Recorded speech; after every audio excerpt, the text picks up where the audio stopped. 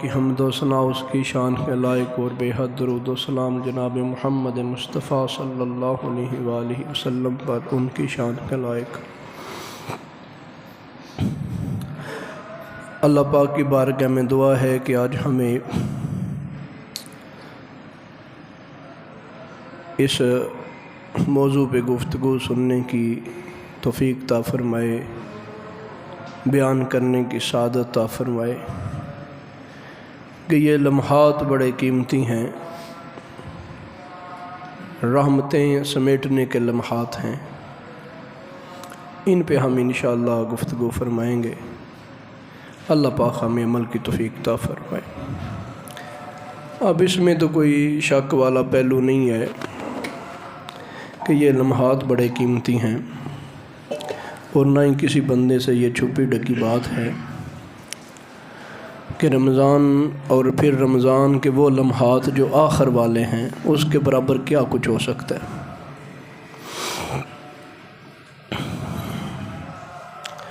رمضان المبارک اور رمضان المبارک کا پھر وہ آخری عشرہ،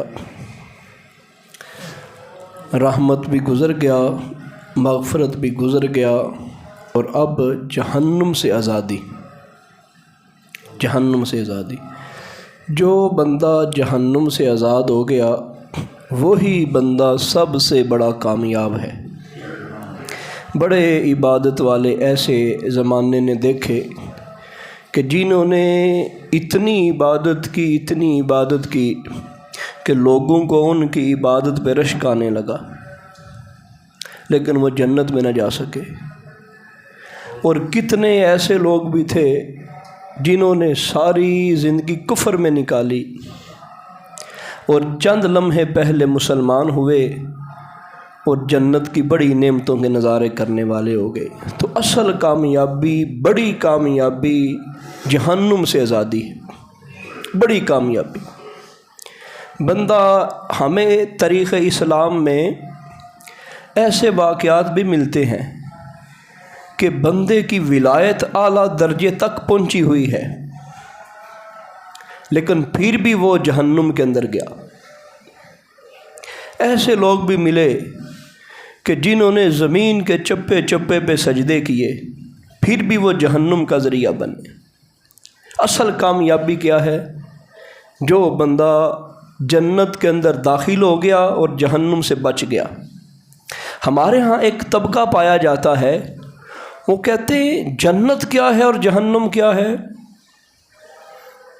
ہم تو جنت کے لیے عبادت ہی نہیں کرتے، جہنم کے لیے ہم نہیں ساری بندگی کر رہے، جنت جہنم کیا ہے؟ وہ لوگوں کے ایک الگ تاثر دینا چاہتے ہیں۔ وہ کہتے ہیں نا ہم تو اللہ والے ہیں، ہمیں نہیں غرض جنت سے جہنم سے۔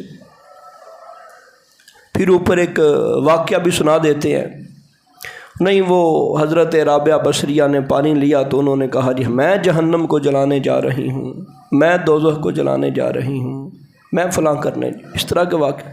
اچھا، اس سے وہ تاثر، ان لوگوں کے تاثر ٹھیک تھے۔ آج ہمیں جو تاثر دیا جا رہا ہے، وہ کہتے نا جہنم کی طلب، جہنم سے بچنے کے لیے دعا یا جہنم سے بچنے کے لیے عبادت، یہ کام ٹھیک نہیں ہے۔ جنت کی طلب کے لیے عبادت، یہ کام ٹھیک نہیں ہے۔ اللہ کے بندو، جنت کی طلب کا حکم کس نے دیا؟ اللہ نے۔ جہنم سے بچنے کا حکم کس نے دیا؟ اللہ نے۔ سرکار دو عالم صلی اللہ علیہ وسلم کی بے شمار دعائیں، یا اللہ مجھے جنت میں داخل فرما۔ صحابہ کو کہا کہ جنت الفردوس کے داخلے کی دعا مانگا کرو، اور صحابہ کو کہتے رہے جہنم سے پناہ مانگو، اجرنا من النار، اجرنی من النار۔ کتنے سیغے ہمیں ملتے ہیں۔ وہ کس نے ہمیں اس چیز کی طرف ابھارا؟ سرکار دو عالم صلی اللہ علیہ وسلم۔ جنت میں جتنی نعمتیں ہیں وہ ہر چیز اللہ کے فضل سے تب بھی ملے گی جب بندہ جنت کے اندر پہنچ جائے گا۔ بعض بندے اپنے آپ کو ایک الگ سے صوفیزم انہوں نے بنا لیا، الگ سے۔ وہ کہتے ہیں نا ہم تو اللہ والے ہیں، ہمیں تو اللہ کی ذات سے غرض ہے، ہمیں نہیں پتہ جنت کا، ہمیں نہیں پتہ جہنم کا۔ اللہ کے بندے، جنت اور جہنم یہ انعام ہے اللہ کا، یہ اللہ نے خود بنائی ہے، جن پر قرآن بار بار کہتا ہے جن پہ رب راضی ہوا ان کو جنت دے گا۔ جن پہ اللہ ناراض ہوا ان کو جہنم دے گا۔ اور رسول پاک سے بڑھ کے اس زمانے میں کوئی ہے اللہ والا؟ حضرت ابراہیم علیہ السلام سے بڑھ کے ہے کوئی اللہ والا؟ جب ان کو بھی جنت کے اندر داخل کیا جا رہا ہے، وہ یہ بندہ کون سا ہے؟ وہ کہتا ہے نا مجھے نہیں جنت سے غرض، مجھے نہیں جہنم سے غرض۔ جنت کی طلب بھی اللہ کی رضا ہے اور جہنم سے بچنا بھی اللہ کی رضا ہے۔ تو یہ جو ایک نیا فلسفہ لوگوں نے گھڑ لیا ہے نا جی، یہ اصل میں لوگوں کو ایک نیا مذہب اور نیا ٹچ دینے کی طرف لوگ لا رہے ہیں۔ گو اللہ کی عبادت، اللہ کی بندگی، اللہ کی محبت میں ہی بندہ سب کچھ کرتا ہے۔ یہ تو نہیں جنت کسی اور کی ہے اور اللہ کا ذوق کوئی اور چیز ہے۔ اگر جنت کے اندر ہمیں قیامت کے بعد اہل ایمان کو رب کا دیدار ہوگا نا، اللہ کا دیدار، سب سے بڑی نعمت، یہ سب سے بڑی نعمت۔ جنتیوں کو اللہ کا دیدار ہوگا، کہاں ہوگا؟ جنت کے اندر ہوگا۔ آج جو بندہ کہتا نا نا نا نا میں نہیں جانتا جنت کو، میں نہیں جانتا جہنم کو، ہمارے بعض نعت ہاں وہ بات عجیب کرتے ہیں، وہ کہتے ہیں سانوں اسے جنت ہی کوئی نہیں لوڑ۔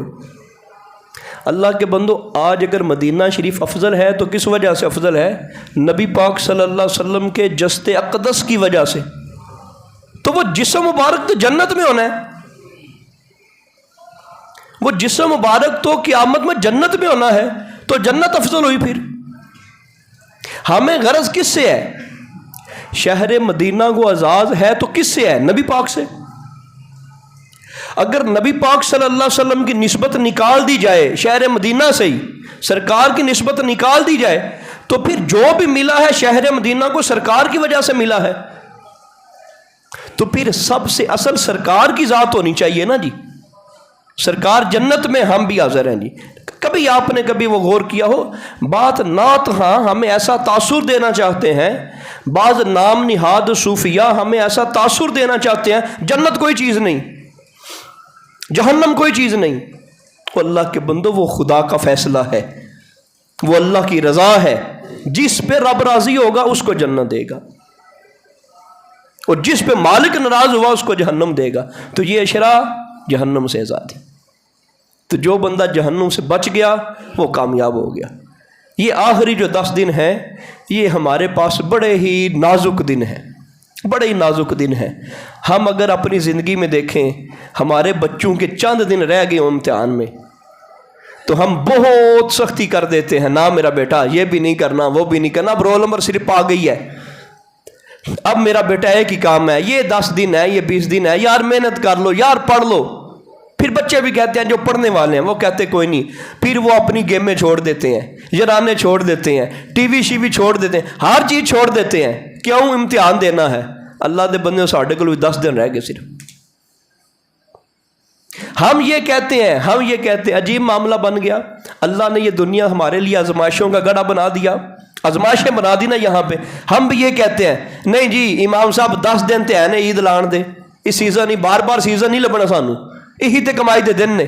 اللہ امتحان لیتا ہے، مالک امتحان لیتا ہے۔ ہم یہ کیوں نہیں سوچتے رمضان پھر 11 مہینے کوئی نہیں ملنا، رمضان نہیں ملنا 11 مہینے، تو دکاندار بھی کہتا ہے کہ جناب ہے 10 دن بھی سانو کوئی نہیں لبنے۔ پھر اللہ کے بندوں، جو مقدر کی روزی ہے نا، ایک طرف رب کی بندگی ہو اور دوسری طرف یہ دنیا کا رزق ہو، یہ تو پتہ نہیں کب چلے جانا ہے۔ آپ راستے میں جا رہے ہو، کیا پتہ ہے؟ اب تو وہ رمضان کے اندر بھی کوئی نہیں چھوڑتے، وہ جو صاحب آتے ہیں کہتے نہیں جو ہے جیب میں نکال دو، وہ تو رمضان بھی کوئی نہیں دیکھتے، کیا پتہ خراب ہو جائے، ضائع ہو جائے، حق مارا جائے۔ اللہ کی بندگی چھوڑ کے ہے کوئی بندہ وہ دعویٰ کر سکے نہیں میں جو ہے اپنی دولت کو سنبھال سکوں گا؟ کوئی شے نہیں۔ مالک ناراض ہو گیا نا جی، کروڑ والے نے بھی تھلے آ جانا۔ کتنی بار ہم نے بات کی، غالباً یہ امام غزالی رحمۃ اللہ تعالیٰ علیہ نے بات کی کہ ہم نے بڑے بڑے بادشاہوں کے بیٹوں کو کوفے کی جامع مسجد کے سامنے مانگتے ہوئے دیکھا ہے، بادشاہوں کے بیٹوں کو مانگتے ہوئے دیکھا ہے، گداگری کرتے ہوئے، سوالی بنتے ہوئے دیکھا ہے۔ تو مالک کی بارگاہ بڑی عظیم ہے، تو جب مالک کو راضی کر لیا تو سارے معاملے حل ہو جائیں گے۔ مولانا روم رحمۃ اللہ تعالیٰ علیہ نے سمجھانے کے لیے کہیں آپ نے وہ فرضی کہانیاں لکھی اور بعد نے اس کو ٹھیک بھی کہا، درست بھی کہا۔ محمود اور ایاز، بڑے واقعات ان کے ہمیں ملتے ہیں۔ محمود بادشاہ ہے، ایاز اس کا غلام ہے۔ ایک بار اس نے کہا کہ یہ محلات کے جتنے زیورات ہیں سامنے نکال دیے جائیں، اور لوگوں میں اعلان کر دیا کہ جس نے یہ زیورات لینے ہیں لے جاؤ۔ سارے لوگ آئے، کسی نے وہ اٹھایا، کسی نے ہیرا اٹھایا، کسی نے سونا اٹھایا، کسی نے کچھ اٹھایا، کسی نے کچھ اٹھایا۔ یہ بندہ آ گیا بادشاہ کے پاس اور بادشاہ کے سر کے اوپر ہاتھ رکھ لیا، کہا اللہ کے بندے وہ ساری چیزیں دنیا لوٹ رہی ہے، جلدی کرو لوٹ لو۔ کہا میں نے تو بادشاہ کو ہی لے لیا ہے، تو جب میں نے بادشاہ کو لے لیا تو بادشاہت ہی میری ہو گئی۔ اللہ کے بندو ساری مخلوق رب تعالیٰ کی متی ہے، فرما بردار ہے، تو اگر ہم رب کے ہو گئے تو پھر توارے نیارے ہو گئے، ہم ہی اللہ کے ہو گئے۔ ہم بندوں کے ہوتے ہیں، ہم چیزیں اکٹھی کرنے میں لگے ہوئے ہیں اور چیزوں کے بدلے میں مالک کو پیچھے کر دیا، نعوذ باللہ۔ کتنی عجیب بات ہے۔ کوئی باپ دا سودا کوئی نہیں کرتا، ماں دا سودا کوئی نہیں کرتا، یعنی سودے تو مراد ہی نہیں ویچ دینا، یعنی سودے تو مراد یعنی دو بندے کے پاس آپشن ہے، ایک ہے والدہ ایک ہے والد، دوسری طرف کو دنیا کی اور چیزیں ہیں اور بندے ہیں۔ بندہ کہتا نہ یار میرے یہ مربی ہیں، اس دنیا میں میری شناخت ہے تو انہی کی وجہ سے ہے، میرا سب کچھ یہی ہے، وہ کسی اور کو ترجیح نہیں دیتا۔ اسی طرح جو صحیح بندہ ہوتا ہے بلا تمثیل، وہ اپنے مالک پر کسی شے کو ترجیح نہیں دیتا، کہتا نہ یہ ٹائم ہو گیا میرے بالک کی بارگاہ میں سجدہ ریز ہونے کا، رب کو راضی کرنے کا، اللہ کی بارگاہ میں جھکنے کا، مجھے اس سے بنا کوئی چیز نہیں ہے، اس سے بڑھ کر میرے لیے کوئی چیز نہیں ہے، میرے سامنے میرے مالک کی بندگی ہو، میرا مالک کرم کر دے گا۔ اور ہم یہ سوچ سکتے ہیں، بلا سوچ سکتے ہیں ایک بندے نے اللہ کی رضا کے لیے قربانی دی، مالک کے لیے، رب کے لیے، اللہ کی ذات کے لیے، اور اللہ اس بندے کو اور ذلیل کروائے، اللہ اس کو اور بھوکا مارے، اللہ اس کے اوپر اور مشقتیں نازل کر دے۔ امتحان کبھی مالک دے زمانے کے لیے وہ الگ بات ہے، لیکن اللہ اس بندے کو رسوا نہیں ہونے دیتا۔ اے دنیا دار جڑے بندے نے نا، جڑے کوئی تھوڑے بالی ڈیرہ داری جانتے ہیں، تھوڑی بالی، زیادہ نہیں تھوڑی بالی، جڑا بندہ انہاں نال چلدا ہے نا جی، وہ کن نہیں لگن دیندے، وہ نقصان نہیں ہونے دیندے۔ تو جو مالک بڑا کریم ہے، رحیم ہے، جو کافروں کے شرک کرنے کے باوجود، شرک گویا کہ اللہ کو گالی ہوتی ہے، یہ ذہن میں رکھیں، شرک اللہ کو گالی ہوتی ہے۔ یہ کہنا کہ نعوذ باللہ حضرت عیسیٰ علیہ السلام بھی بیٹے ہیں اللہ کے، یہ گالی ہے۔ حضرت عزیر علیہ السلام اللہ کے بیٹے ہیں، یہ گالی ہے۔ اور دنیا کے اندر کتنے مذہب ایسے ہیں جو شرک کرتے ہیں، اس سے بڑا جرم کوئی نہیں۔ شرک کرنا گویا اللہ کو گالی دینا ہے۔ جو اللہ کو گالیاں دے رہے ہیں اللہ ان کو بھی رزق دے رہا ہے، وہ تو اتنا کریم ہے۔ تو جو اس کے سامنے سجدہ ریز ہو جاتا ہے، جو ساری اپنا اس کی بارگاہ میں جھکا دیتا ہے، مالک اس کو کتنا دیتا ہوگا۔ تو اللہ رب العزت کی بارگاہ میں آنے کے لیے ہم کبھی کسی چیز کو جمع منفی نہ کریں، نہیں یار نماز پڑھن گیا تو اینے گاہ پیچھا ہو جانے نے، نہ یار اج جمعہ پڑھیا تو میرا اتنا نقصان ہو جانا، نہ۔ اللہ رب العزت کی ذات سب سے پہلے، سب سے پہلے، اور یہ زندگی کا ہم نصب العین بنا لیں کہ سب سے پہلے اسلام اور شریعت کو مد نظر رکھیں، پھر کامیابی ہے۔ سب سے بڑی کامیابی یہ ہے۔ اور ہمارا اصول اور ہمارا طریقہ اور نظریہ کیا ہے؟ نہ شادی بھی آ گئی نا جی، ہم نے کہنا نہ جمعے والے دن رکھیں گے۔ کیوں جمعے والے دن کیوں رکھیں گے جی؟ وہ فلاں بندے کو فیکٹری میں چھٹی ہوتی ہے، فلاں رشتہ دار ہے اس کو بھی چھٹی ہوتی ہے، فلاں ہے اس کو بھی چھٹی ہوتی ہے، ساروں کی ایک دن مارا جائے گا، دیہڑی ضائع ہو جائے گی، کتنی دیہڑیاں وہ توڑیں گے، نقصان ہوگا، پیسے کا نقصان ہوگا۔ اللہ کے بندو یہ کسی کو سمجھ کوئی نہیں آتی کہ جمعے والے دن عظیم جمعہ وہ چھوٹ جانا ہے، کتنوں کی نماز رہ جانی ہے، کوئی کسی کو توجہ کوئی نہیں ہوتی۔ مشکل ہوتی ہے نا جی، معاملات میں مشکل ہوتی ہے۔ پھر اب تو وہ پہلے کبھی کبھار سنتے تھے کہ عورت نے میک اپ کیا ہوتا ہے، وہ وضو نہیں کرتی، ہزاروں کا میک اپ کیا ہے، تو اب وہ نماز کے لیے وضو کرے گی تو اس کا میک اپ اتر جائے گا، تو معاملہ سارا جو ہے وہ اس کا ڈسٹرب ہو جائے گا۔ اب وہ نماز کیسے پڑھے؟ اب تو جو مرد حضرات ہیں سنیں وہ بھی میک اپ کرواتے ہیں، نماز کوئی نہیں پڑھتے۔ حسن کس نے دینا؟ اللہ نے دینا ہے۔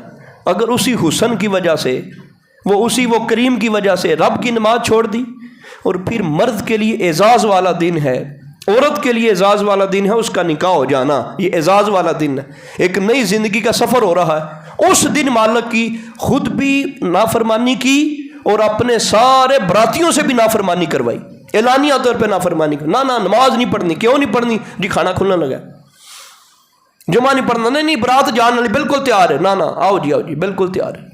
ہم کم از کم یہ تو ایک آدھی مثال ہوگی، ہر معاملے میں اس چیز کو مد نظر رکھیں.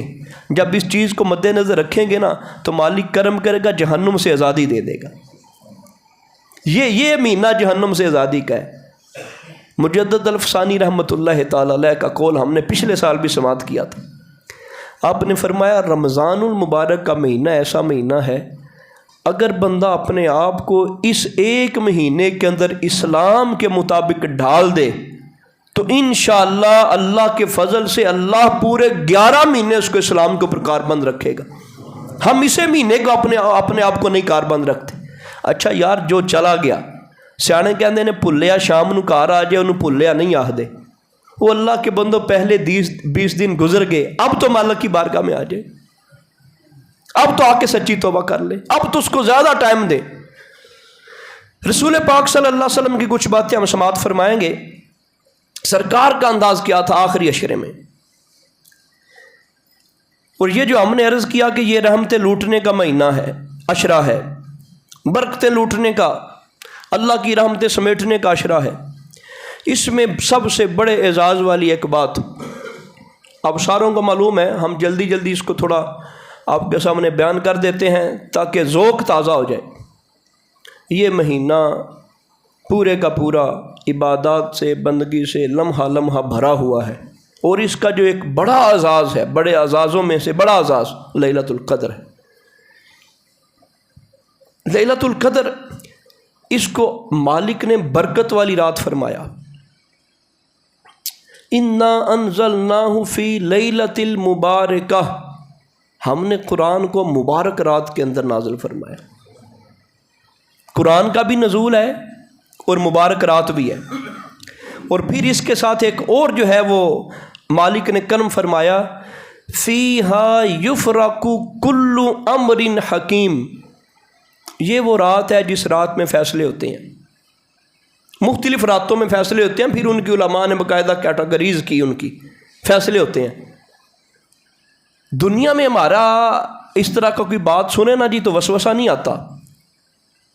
ہمیں یہ معلوم ہوا کہ جون کے اندر جو ہے نا فیصلہ ہوا، فیصلہ آباد ایریے کا فیصلہ ہوا کہ کیا کسی کو کیا کرنا ہے، کیا دینا ہے، گرانٹیں کیا دینی ہے، فلاں کرنا ہے. یہ جی جون کے اندر ہوا.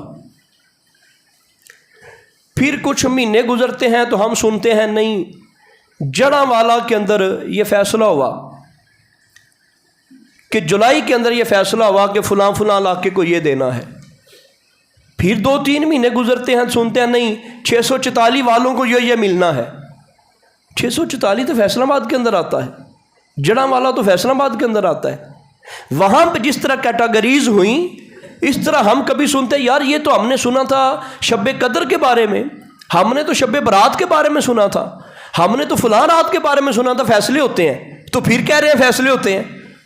وہ فیصلوں کی کیٹاگریز آگے ہوتی ہے.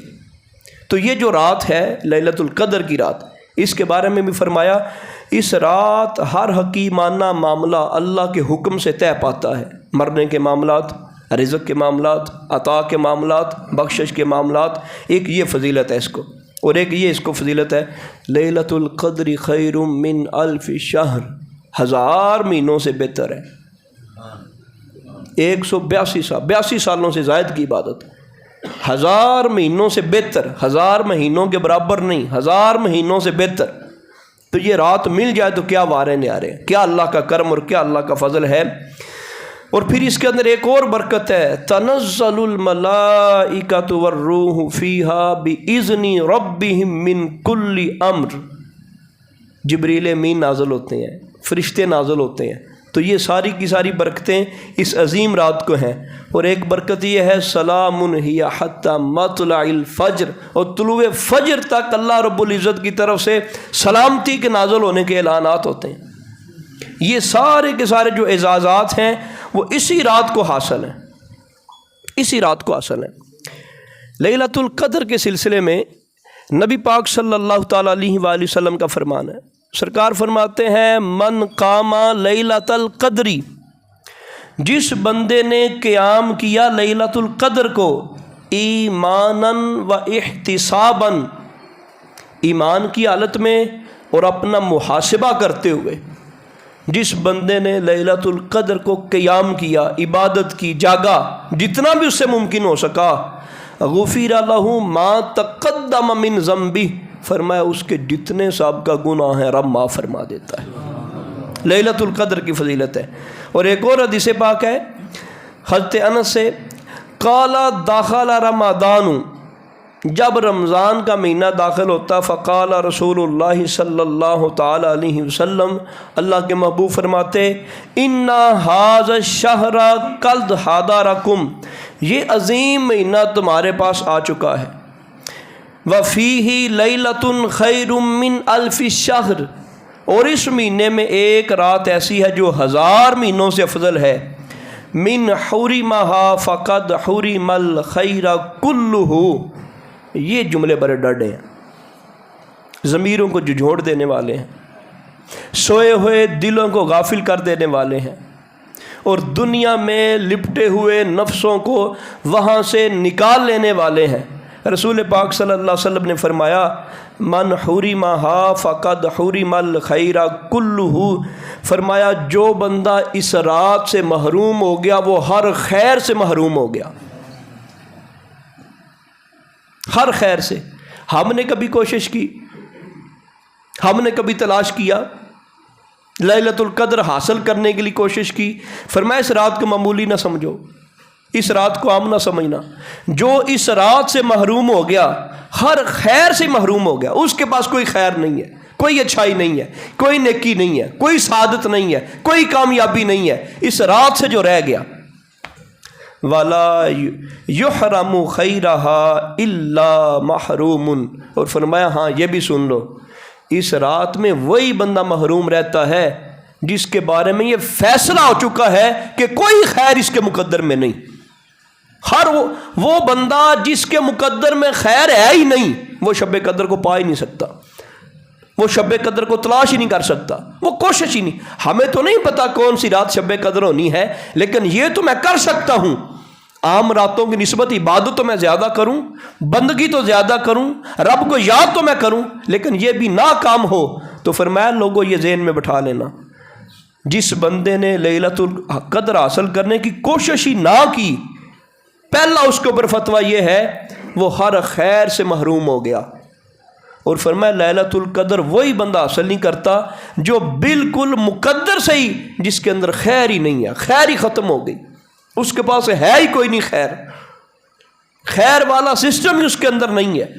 تو اس لیے لیلۃ القدر کو عام نہ سمجھا جائے، ضرور کوشش کی جائے، زیادہ عبادت کی جائے۔ آپ کو پتہ ہے کہ ہر طاق رات، کتنی بار ہم ہر طاق رات اس عشرے کی لیلۃ القدر ہو سکتی ہے، لیلۃ القدر ہو سکتی ہے، تو ہمیں چاہیے کہ ہر طاق رات کچھ نہ کچھ تو ہم ایکسٹرا عبادت کریں کہ ہم اس زمرے میں آ جائیں کہ یار اس نے لیلۃ القدر تلاش کرنے کی کوشش کی ہے۔ چھڑا 5000 دا نوٹ ٹہ جائے نا جی، چھڑا 5000 دا، ادھروں وے ادھر۔ اچھا کبھی یہ کیفیت بھی ہوتی ہے، اس دراز سے دیکھا ہے میں نے 5 بار، پھر آ کے دیکھوں گا، ہو سکتا ہے کہ یار ادھر ہو، حالانکہ مجھے پتہ ہے پہلا میں دیکھ چکا ہوں، پھر ادھر بار بار دیکھوں گا، ہو یہ ہے تلاش صرف 5000 روپے کی، صرف 5000 کی۔ تو جس کو مالک کہہ دے 1000 مہینوں سے افضل، اس کا یہ حق ہے 2 نفل پڑھ کے آپ گھر میں چلے جائیں، نہیں جی میں تلاش کیتی سی، میں کوشش کیتی سی، 2 نفل پڑھیا ہے میں اس دن۔ وہ اللہ کے بندے تیرا 5000 گر جائے تو 20 لوگوں کو وقت ڈال دیتا ہے، اور اب اللہ کی بارگاہ میں تو نے لیلۃ القدر تلاش کرنی ہے، 2 نفل پڑھ کے تو کہتا ہے بس جی حق کس کا یہ ہے۔ یہ پچھلے دنوں میں ایک بندہ یہاں کام کرنے کے لیے آیا، صرف اس کا وہ جو پلاس ہوتا ہے وہ یہاں رہ گیا، ایک جگہ پہ پلاس تھا یا وہ پیچکس ہوتا ہے وہ رہ گیا، وہ 10 بار ہم نے ادھر دیکھ ادھر دیکھ ادھر دیکھ ادھر بار بار دیکھتے رہے، ہر ایک چیز کو کتنی بار ہم نے اٹھا کے دیکھا کہ یار ہو سکتا ہے یہاں پہ ہو سکتا ہے یہاں پہ ہو۔ ہماری یہ تلاش ہے دنیا کی چیزوں کے لیے۔ کیا لیلۃ القدر اتنی حیثیت نہیں رکھتی جتنی تلاش میں 10,000 5,000 گر جانے پہ کرتا ہوں؟ سارے کار نو وقت پا دیتا ہے، اور چھوٹے چھوٹے نکے نے وقت پا دیتا ہے۔ اے بچوں نے دیکھو انہوں نے تو نہیں پھڑ لے، فلاں کیتا فلاں کیتا فلاں کیتا، کار والی دی بیچاری دی سختی پھر کے آئی، صرف 5,000 پتہ نہیں گیا کدھر۔ پھر اسی کہنا نہیں جی ساڑھے تے پتہ نہیں کہ مسئلہ ہے، بڑیاں رب دیاں آفتیں آ رہی نے، بڑیاں زحمتاں نازل ہو رہی نے، بڑے مسائل خراب ہو رہے ہیں۔ اللہ دے بندیاں وچ جس رات محرومی ہونی سی اس دن تو کی کیتا ہے؟ اس دن تو پوریاں تراویحاں بھی نہیں پڑھیا، اسی دن تو اٹھ کے ٹر گئے، پھر کہنا میں تلاش کیتی ہے، میرے تے برکتیں نہیں نازل ہو رہی ہیں، رحمتیں نازل نہیں ہو رہی ہیں۔ اللہ کے بندو، لیلۃ القدر عظیم رات ہے، عظیم رات، 1000 مہینے سے افضل۔ اور رسول پاک صلی اللہ علیہ وسلم فرمایا جو محروم رہ گیا وہ محروم ہی رہ گیا۔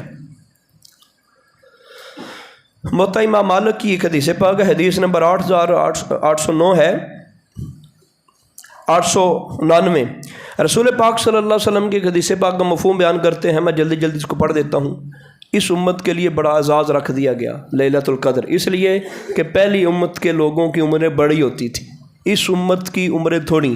رسول پاک صلی اللہ علیہ وسلم نے رب کی بارگاہ میں عرض کی کہ مالک میری جو امت ہے اس کی تو عمریں بڑی تھوڑی ہیں، پہلے لوگوں کی بڑی امتیں تھیں، بڑی عمریں تھیں، وہ بڑی بڑی عبادت کر لیا کرتے ہوں گے، تو میری امت، تو پھر اللہ نے یہ انعام عطا فرمایا، اے محبوب ایک رات کی عبادت ان کو 1000 مہینوں سے افضل ہو جائے گی، اتنی زیادہ ان کو ایک رات یہ پا لیں گے۔ اچھا پھر علماء نے یہ بھی فرمایا کہ یہ جو طاق راتیں، جتنی بھی طاق راتیں آ رہی ہیں، اگر بندہ ایمان اور دین اور تقوی کو مد نظر رکھ کے ہر رات عبادت کرنے کی اور تلاش کرنے کی کوشش کرے، اللہ پاک ہر رات لیلۃ القدر کا ثواب اس کو عطا کرتا ہے، کیونکہ اس کی نیت یہ ہے۔ اور اس کے چھپانے کا راز ایک یہ رکھا کہ 21 کی رات کو بھی بندہ عبادت اس غرض سے کرتا ہے کہ یا اللہ ہو سکتا ہے کہ یہ لیلۃ القدر ہو، تو مالک کریم ہے، وہ اپنے کرم کے حساب سے اس کو انشاءاللہ لیلۃ القدر کا ثواب عطا فرمائے گا۔ آگے پھر وہ 23 کی رات کو پھر کہہ رہا ہے کہ ہو سکتا ہے کہ یہ لیلۃ القدر کی رات ہو، تو یہ اللہ کا کرم ہے، یہ اللہ کا فضل ہے بندے کے اوپر۔ ان عائشہ رضی اللہ تعالی عنہا قالت کان رسول اللہ صلی اللہ تعالی علیہ وسلم یجتہد فی العشر الاواخر، سرکار آخری عشرے میں جہاد کرتے، سرکار آخری عشرے میں حد درجے کی کوشش کرتے۔ اچھا جہاد کو جہاد پتہ کیوں کہتے ہیں؟ جہاد کا معنی یہ ہے کہ جس میں انسان حد درجے کی کوشش کرتا ہے، جان بھی پیش کر دیتا ہے، مال بھی پیش کر دیتا ہے، بچا کے کوئی نہیں رکھتا۔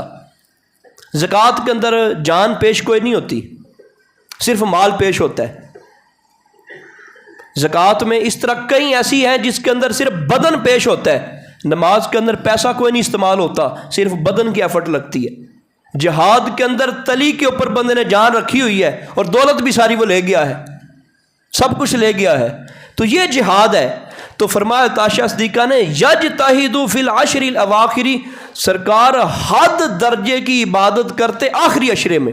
یہ ساستہ کی حدیث پاک، بلکہ مسلم شریف کی حدیث پاک، آخری عشرے میں حد درجے کی عبادت کرتے۔ ہمارے جس طرح پہلے 10 دن تھے اسی طرح آخری 10 دن ہے، لیکن نبی پاک صلی اللہ علیہ وسلم وہ جانتے تھے کہ یہ برکتیں سمیٹنے کا وقت ہے، یہ رحمتیں لینے کا وقت ہے، یہ اللہ کو مزید راضی کرنے کا وقت ہے۔ اور فرمایا ما لا یجتہد فی غیرہ، سرکار پورا سال ہمیں اتنی عبادت کرتے ہوئے نظر نہ آتے جتنی 10 دنوں کے اندر کرتے۔ سرکار کی تو پہلی عبادت اتنی ہے کہ وہ گننے اور ناپنے میں آتی نہیں ہے، لیکن اس کے باوجود یہ نہ سمجھے کہ رسول پاک صلی اللہ علیہ وسلم کو کام نہیں تھے، مصروفیت بڑی تھی، ذمہ داریاں بڑی تھی سرکار کو۔ ایک اور طریقہ دیکھیں سرکار کا، حضرت عائشہ صدیقہ اس کو بیان کرتی ہیں، یہ حدیث پاک بھی مسلم شریف کی ہے۔ آپ فرماتی ہیں قالت کان رسول اللہ صلی اللہ تعالیٰ علیہ وآلہ وسلم اذا دخل العشر، جب یہ عشرہ داخل ہو جاتا، احیاء اللیلہ، سرکار ساری رات جاگتے، ساری رات سرکار جاگتے، وَأَيْقَظَ أَهْلَهُ، اور رسول پاک صلی اللہ علیہ وسلم اہل خانہ کو بھی جگاتے۔ کون جگاتے؟ سرکار۔ کون جگاتے؟ سرکار۔ لیکن اتنے کدے اس طرح ہویا ہوئے، کدے اس طرح ہویا ہوئے کہ گھر والے نے بڈھی نو جگایا ہوئے، اسی کہنا کرم والی گل سننا میری، بالکل روٹی تیار ہوئے، ہر شے پئی ہوئے، اے جدو چند منٹ رہ جانا ادو سانو اٹھانا ہے، پہلا نہیں ٹھانا، پہلا نہیں ٹھانا ہے۔ کوئی اللہ دے بندو، نبی پاک صلی اللہ علیہ وسلم سے بڑھ کے مصروف کون ہے؟ ہم نے تو آپ کی اطاعت کرنی ہے۔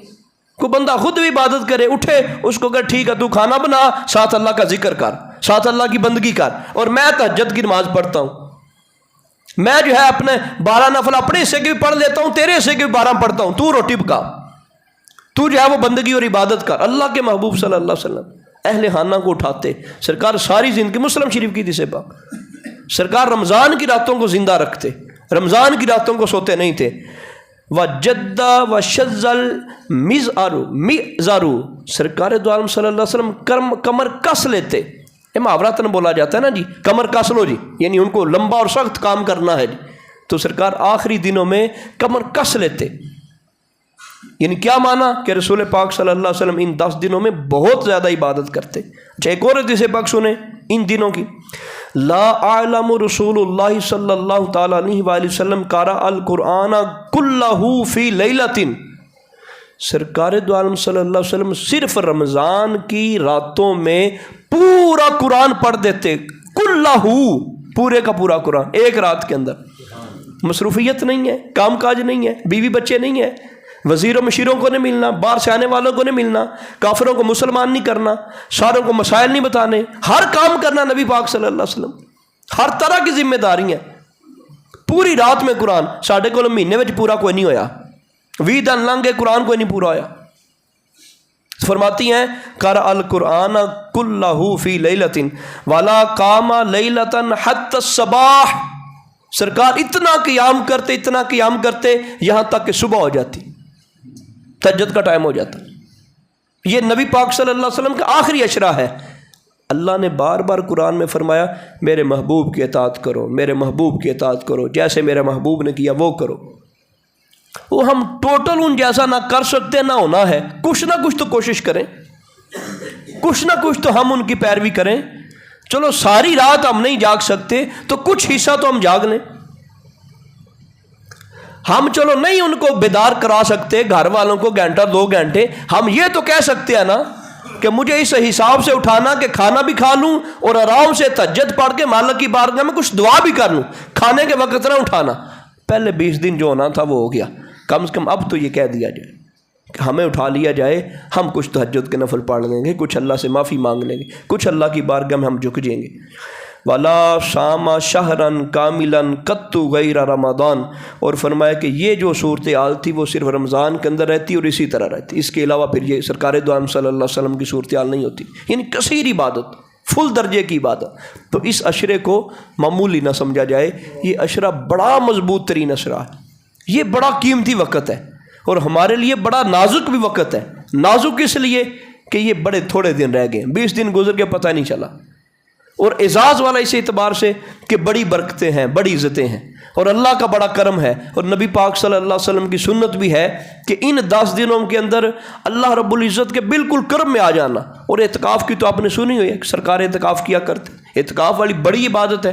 تو جن احباب کے پاس ٹائم ہو, بلکہ نہ بھی ہو, تو کوشش کریں اعتکاف کی طرف موو کرنے کے لیے. اور بہتر ہے اگر علم دین ساتھ سیکھنا ہے, پچھلی بار بھی کہا تھا فیضان مدینہ کے اندر جا کے بیٹھ جائیں, ساتھ علم بھی ہے اور ساتھ ساتھ عبادت بھی ہے, بندگی بھی ہے. اور اگر وہ نہیں کرنا تو کم سے کم پھر یہاں پہ بیٹھ جائیں. اگر اعتکاف بھی نہیں بیٹھنا تو کم سے کم اعتکاف کے علاوہ گھنٹے کے لیے آگے مسجد میں, 1.5 گھنٹے کے لیے آگے, عصر کی نماز پڑھی 15-20 منٹ بیٹھ گئے, فجر کی نماز پڑھی اشراق پڑھ کے چلے گئے, ظہر کی نماز کے لیے آیا, آدھا گھنٹہ بیٹھ گئے, تھوڑا قرآن پڑھ لیا.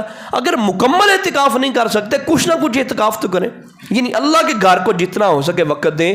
اور پھر یہ تو تھی عبادتیں, ان کے ساتھ ساتھ اوورال کاموں کی طرف بھی نگاہ ڈالیں. اگر آپ نے کسی پر ظلم کیا ہے تو معافی مانگ لیں. اگر کسی کا قرضہ دبایا ہے, یہ بالکل ذہن میں رکھ لیں, کسی کا قرضہ ہے, وہ قرضہ دینا آپ کے ختموں سے ضروری ہے, وہ ختمہ آپ کی افطاریوں سے ضروری ہے, وہ ختمہ بہنوں کو, بچیوں کو, بیٹیوں کو عید دینے سے ضروری ہے. باقی کاموں کی طرف ہماری فل توجہ ہے. وہ جو قرضہ وہ دکاندار ہے یا آڑتی ہے یا جو بھی بندہ ہے وہ وہاں دیکھ رہا ہے جی, اور ہم افطاریاں کروا رہے ہیں. پھر سینے کے اوپر تیر چلتے ہیں جی. ایک بندے کا آپ نے قرضہ دینا ہے, ادھر سے آپ افطاریاں کروا رہے ہیں, اس کو پتہ یہ کیا ہو رہا ہے. ادھر آپ 1000 لاکھ روپے مسجد کو دے رہے ہیں. مسجد کو دینا فرض نہیں ہے, مدرسے کو دینا فرض نہیں ہے. اللہ کے بندو, وہ جو قرضہ ہے اس کو اتارنا فرض ہے. وہ رمضان کا ایک دن گزر رہا ہے, ان دنوں کے اندر اتار دیں. افطاری نہ بھی کروائی تو اللہ راضی ہو جائے گا, وہ ضروری نہیں ہے. اس بار اگر والدہ کے نام کا ختم نہ دلایا کچھ نہیں ہوگا, لیکن وہ قرضہ ضرور اتارا جائے تو صرف ان عبادات کو مد نظر نہ رکھا جائے، ان چیزوں کو بھی. اگر کسی کے ساتھ ناراض ہیں رشتہ دار کے ساتھ، اس کو جا کے راضی کر لیں.